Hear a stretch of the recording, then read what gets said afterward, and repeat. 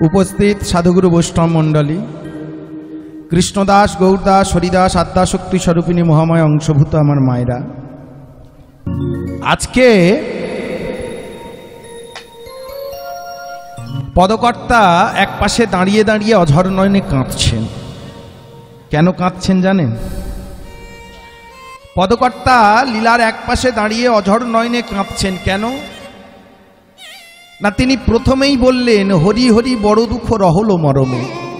মাগো, বর্তমান কলিযুগ কীর্তন রস। এই কীর্তন রসটা এমন একটা রস, এটা সকলার বোধগম্য হয় না। এখানে দাঁড়িয়ে দাঁড়িয়ে আমরা যে কথাগুলো বলবো সব ঠিক সেটা কিন্তু নয়, আবার যে ভুল বলছি তাও নয়, আবার সকলার যে কীর্তন ভালো লাগবে তাও নয়, আবার কারোর যে কীর্তন ভালো লাগবে না তাও নয়। কীর্তন এমন একটা জিনিস, এমন একটা বস্তু যে কীর্তনের মধ্যে আগে ডুবতে হয়। ডুব সাঁতর জানেন? ডুবে ডুবে সাঁতর কাটার নাম হচ্ছে ডুব সাঁতর, তাই তো? তো ডুব সাঁতার যারা কাটতে জানে, ডুবে ডুবে সাঁতার কাটার নাম ডুব সাঁতর, তাই তো? ডুব সাঁতর যারা কাটতে জানে তারা ডুবে ডুবিয়ে জলের মধ্যে বেঁচে থাকে, থাকে না? নিঃশ্বাস বন্ধ, তবুও তারা বেঁচে থাকে। কীর্তনটা এমনই জিনিস যে আপনাকে ডুবে ডুবে সাঁতার কাটতে হবে এই কীর্তন রসে। যদি সাঁতার কাটতে পারেন তাহলে ভগবানের কৃপা লাভ হবে, আর যদি না পারেন ভগবান বহির্মুখ হবে। কীর্তন বলে কাকে? আমরা তো প্রত্যেকটা মানুষ কীর্তন করি, তাই না? করি না মা? এই যে আমি করছি, আপনারা শুনছেন, খানিকক্ষণ পরে আপনারা চলে যাবেন, আমিও চলে যাব। কীর্তন বলে কাকে? কীর্তন মানে কি? বলছে কীর্তন কাকে বলে? উচ্চ ঈশ্বরে কোনো ব্যক্তির গুণগান করা, উচ্চ ঈশ্বরের কোনো ব্যক্তির রূপ বর্ণনা করা, উচ্চ ঈশ্বরে কোনো ব্যক্তির গান করা, কোনো ব্যক্তির উদ্দেশ্যে গান করা, সেটাই হলো কীর্তন। এক কথায় উচ্চ ঈশ্বরের চিন্তা ভাবনা করে যে গান হয় সে গানের নামই কীর্তন। এই যে চিন্তা যদি না করি তাহলে কি গান হবে? চিন্তাও হবে, গানও হবে, চিন্তাও হবে, গানও হবে। এটা তো মেশিন নয় যে টিপে দিলাম হড়বড় হড়বড় করে বলতে আরম্ভ করলো। শব্দযুক্ত গানের নাম কীর্তন, আর শব্দবিহীন চিন্তার নাম হচ্ছে স্মরণ, তাই তো? ভক্তমণ্ডলী, নবদ্বিধা ভক্তির এই এক একটা পথ আপনাকে অতিক্রম করতে হবে, তাই না? শ্রবণাং, কীর্তনাং, শরণাং, বন্দনাং, আত্মনিবেদনাং, পাদসেবনং, সখ্য দাস্য, এগুলো আপনাকে পরস্পর অতিবাহিত করতে হবে, তবে আপনি কীর্তন শুনে মজা পাবেন, কীর্তন শুনে আনন্দ পাবেন, তাই না? কিন্তু আমাদের এহেন সংসারের মানুষ হচ্ছে কি? অহংকারী, তাই না? সারা জীবন আমার আমার আমার আমার আমার আমার, এই আমার ছাড়া তোমার কিছু নেই। এহ সংসার মাঝে আমার ছাড়া তোমার কিছু নেই। কিন্তু মাঝে মাঝে হাতটা এরকম নয়, হাতটা এরকম খুলতে হয়। মাঝে মাঝে সবসময় তো হাত মুঠো করেন, একটা সময় হাতটা খুলে দেখবেন সে হাত খোলার কত মজা, তাই না? কত আনন্দ। এই যে আজকে এত বড় অন্নপ্রাশন বাড়ি হলো, সবসময় মুঠো করে আমার কাছে যায়, গান করে, সবসময় মুঠো করে নিয়ে চলে আসে। আজকে যে এই হাতটা খুললো, এতে কি আনন্দ হচ্ছে না? এতে কি সুখ অনুভব হচ্ছে না? হ্যাঁ, হয়তো কষ্ট হচ্ছে, সাময়িক কষ্ট হচ্ছে, কিন্তু এতেও আনন্দ আছে, এতে সুখ আছে, এতে শান্তি আছে। তা বলছেন, বলে শোনো, এই কলিযুগে কলির জীব সবসময় মুঠো করতে শিখেছে, খুলতে শেখেনি। অহংকারী, পাপাচারী, দুরাচারী কলির জীব সবসময় কি করে? বলে এটা আমার বউ, ওটা আমার, সবই তো আমার। কিন্তু একবারও কি ভেবে দেখেছি? বলো, ভালো করে লক্ষ্য করবে। এই থাম, একবারও ভেবে দেখেছি মায়েরা, আমি যার জন্য করে যাচ্ছি, যে বউটাকে আমার আমার করছি, সে শেষের দিনে আমার সঙ্গ দেবে তো? আগেকার দিনে সতীদাহ প্রথা ছিল না? তা সত্যি কথা বলুন, যারা এই আসতে যারা বইয়ে পড়েছেন বা যারা ছবিতে দেখেছেন, মেয়েগুলো কি ইচ্ছা করে উঠতো চিতাতে? ধরে বেঁধে নিয়ে যেতে হতো, তাই না? ঢাকঢোল পেটানো হতো যাতে মেয়েটার চিৎকার না কেউ শুনতে পায়, তাই তো? তাহলে যদি স্বামীকে ভালোবাসতো তারা তো স্বইচ্ছায় চিতাতে উঠতে পারত। আপনারা বলবেন সে তো জ্যান্ত মানুষ, জীবন্ত মানুষ, কি করে চিতায় উঠবে? তা সেও তো আমার স্ত্রী আর সেও তো আমার স্বামী, তাহলে আমার স্বামী যখন আমি যেতে পারবো না? এটা হয় কখনো? কিন্তু না, ধরে বেঁধে তুলতে হতো। কেন না, এও সংসারে আমার এই সাজি, একলা আছি মাতৃগর্ভে, একলা আছি চিতায়। ভালো করে শুনুন কথাটা, খুব ভালো কথা। একলা আছি মাতৃগর্ভে, মাতৃগর্ভ থেকে একলাকেই প্রসব হতে হয়, সঙ্গে কাউকে নিয়ে আসেন না। একলা আছি মাতৃগর্ভে, একলা আছি পিতা। পিতা যদি দুটো হয় তাহলে তাকে কি সন্তান বলবে? জারজ সন্তান, তাই তো? ভুল বললাম না ঠিক বললাম? পিতা দুটো হলে তার কোনো ঠিকানা আছে? একলা আছি মাতৃগর্ভে, একলা আছি পিতায়, একলা আছি কর্তব্যে, একলা আছি চিতায়। একলা কিসে আছি? কর্তব্যে। এই সংসারের যা কর্তব্য, আজকে এখানটা আমায় হরিনাম করতে হবে, এটা আমার কর্তব্য। বায়না করেছে আমাকে হরিনাম করতে হবে। আচ্ছা, আমি কি আমার সঙ্গে আমার বউটাকে বেঁধে এনেছি যে চলো দুজনে মিলে হরিনাম করব? বেঁধে এনেছি বউটাকে? দুজনে মিলে হরিনাম করার কোনো জায়গা নেই, কারণ একলাকেই কর্তব্য পালন করতে হবে। এটা নীতি, এটা রীতি। আসতে একলা আছি মাতৃগর্ভে, একলা আছি পিতায়, একলা আছি কর্তব্যে, একলা আছি চিতায়। চিতায় যখন যান একলাই যান, আর মধ্যিখানের বাকিটা সময় একলা না থাকার অভিনয়। এ শুধুমাত্র অভিনয়। আজকে আমি এর মেয়ের অন্নপ্রাশনে সকাল থেকে সন্ধে অবধি খেটেছি, এটা শুধুমাত্র অভিনয়। এ আজকে আমায় ভালোবাসছে, এটা শুধু আমার এর অভিনয়। আপনি আপনার স্ত্রীকে ভালোবাসছেন, সেটা আপনার অভিনয়।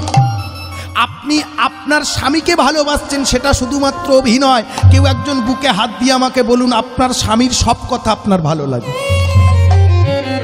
ভালো লাগে সব কথা? কিছু কিছু কথা আছে প্রতিবাদ করার ইচ্ছা হয়, কিন্তু করতে পারি না। কেন না, ওটা আমার স্বামী। এই যে কর্তব্য জ্ঞান,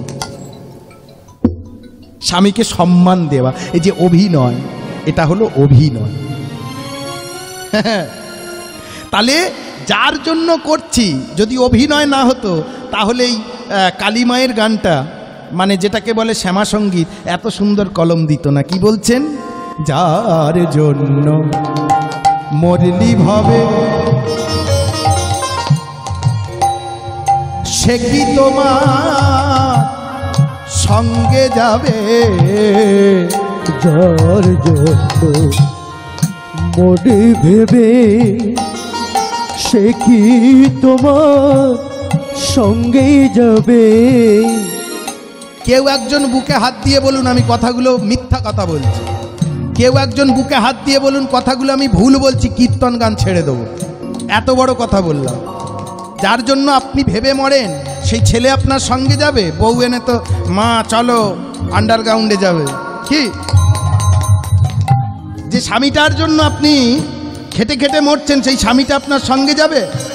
তাই বলছেন, যার জন্য মরলি ভেবে, সে কি তোমার সঙ্গে যাবে? যার জন্য মরলি ভেবে, সে কি তোমার সঙ্গে যাবে? সেই প্রেয়সী দেবে ছড়া, অমঙ্গল হবে বলে।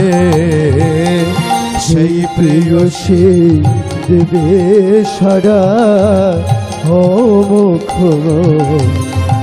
মুখমণ্ডলে।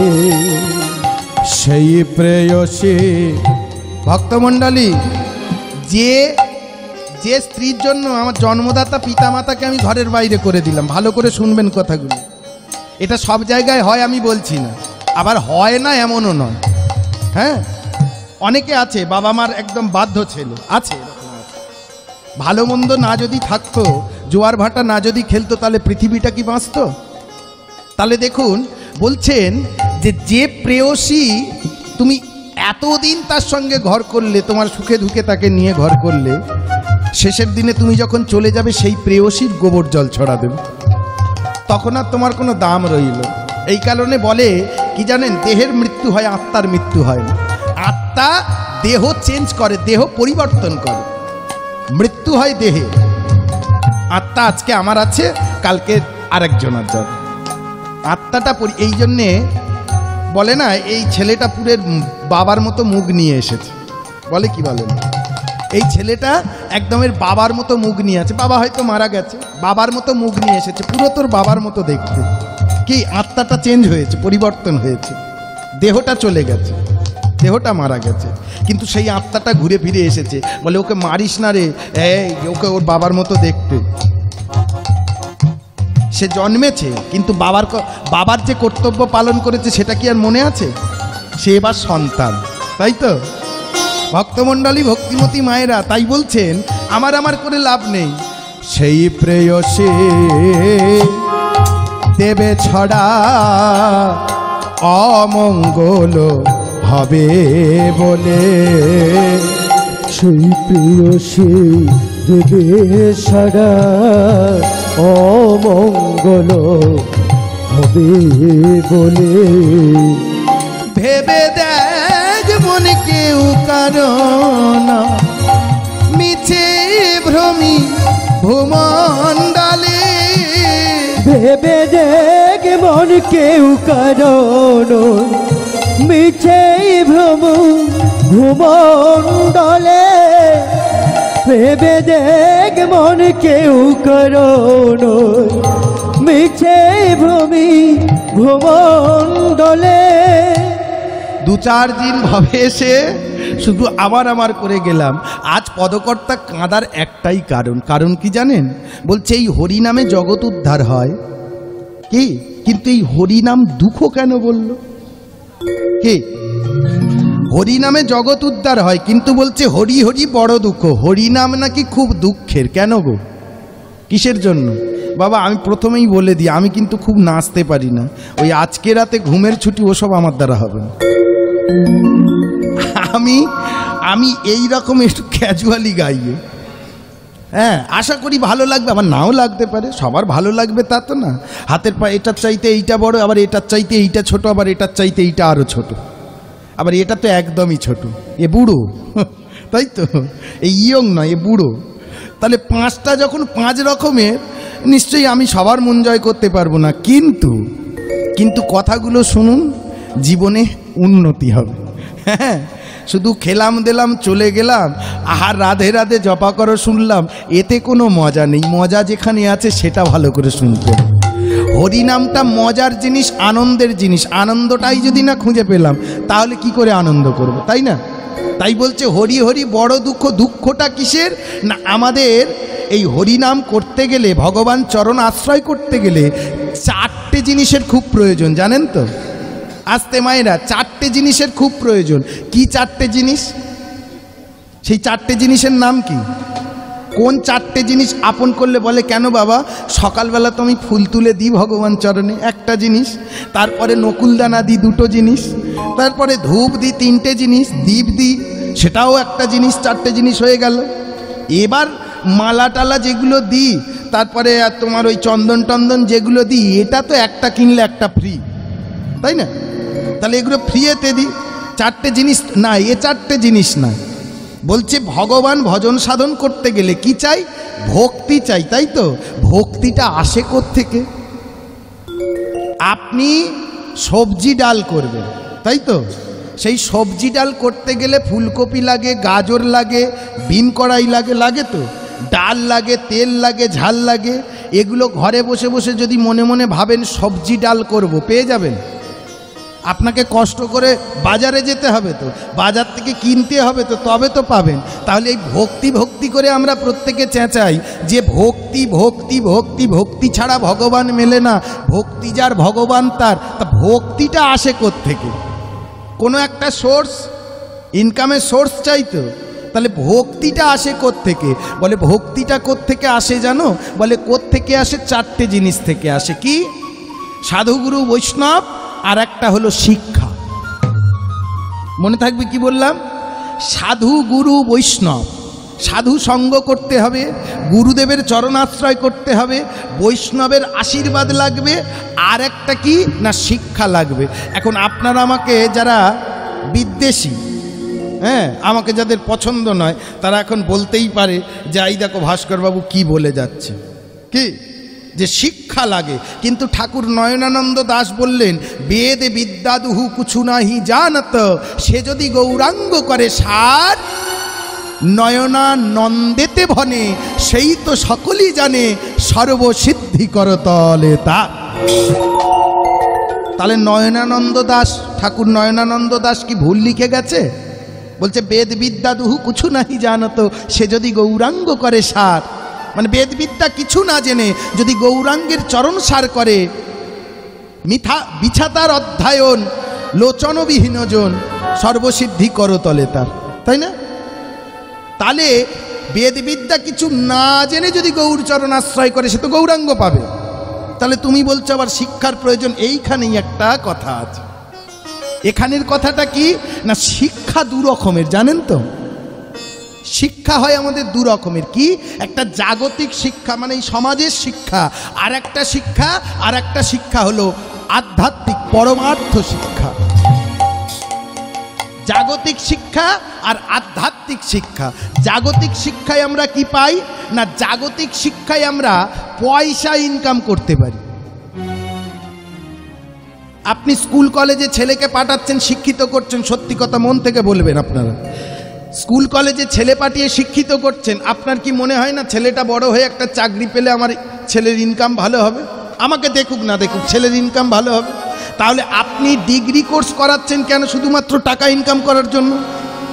আপনি ছেলেটাকে মাধ্যমিক পাস করালেন, উচ্চ মাধ্যমিক, বিএ, বিএসসি, এমএসসি, এমকম, তার মানে শুধু টাকা ইনকামের জন্য। জাগতিক শিক্ষা এটা, এই শিক্ষায় শুধু টাকা ইনকাম হয়। আর পরমার্থিক শিক্ষা, যে শিক্ষায় গোবিন্দ চরণ লাভ হয়।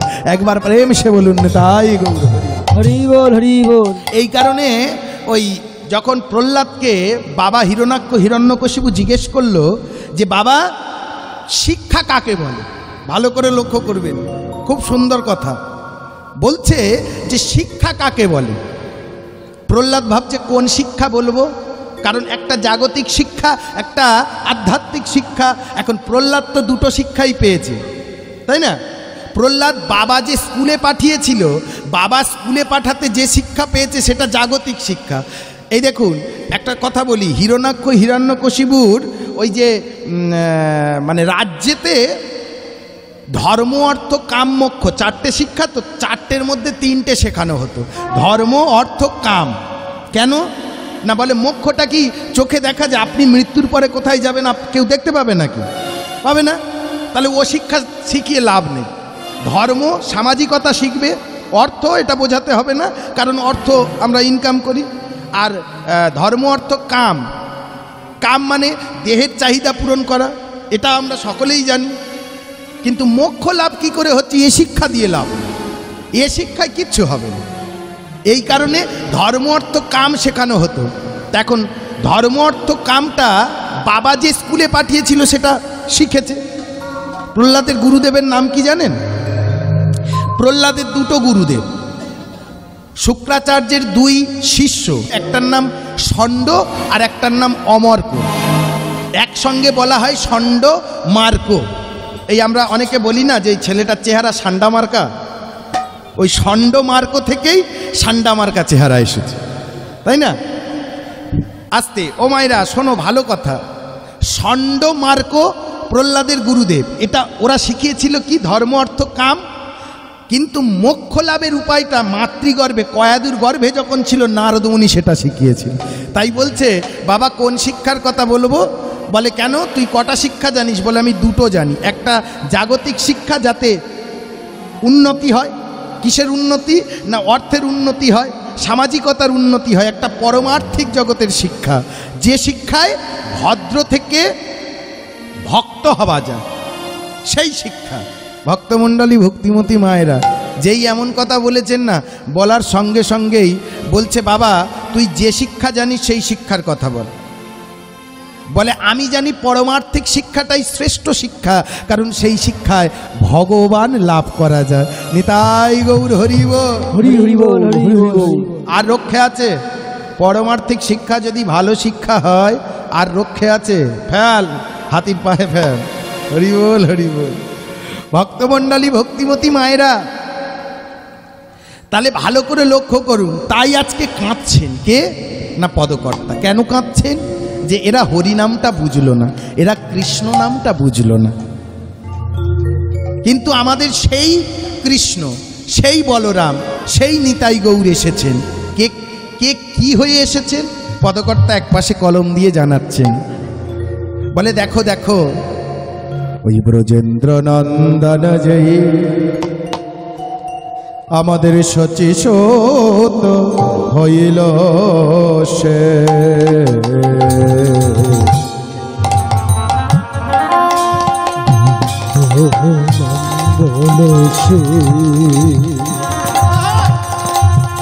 আমাদের শচীশোত হইল সে।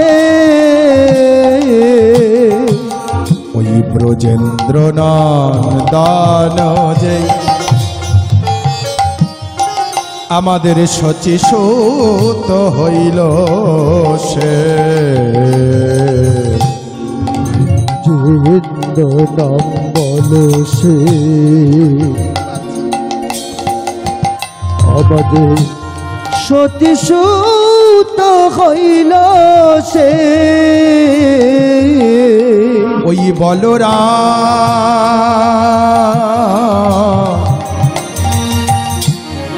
হইল নিতা, বলরাম হইল নিতা। বলরাম হইল নিতা, বলরাম হইল নিতা। বলরাম হইল নিতা, বলরাম হইল নিতা। বলরাম হইল নিতা, বলরাম হইল নিতা। দিনহীন যত ছিল এই মধুর হরি নামে উদ্ধারিল। দিনহীন যত ছিল মধুর হরি নামে উদ্ধারিল। এই দিনহীন যত ছিল মধুর হরি নাম,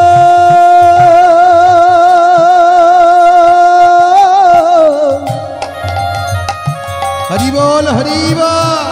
মধুর হরি নাম,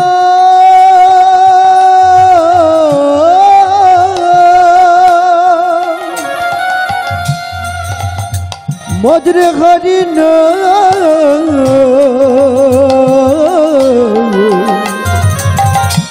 মধুর হরি নামে উদ্ধারিল।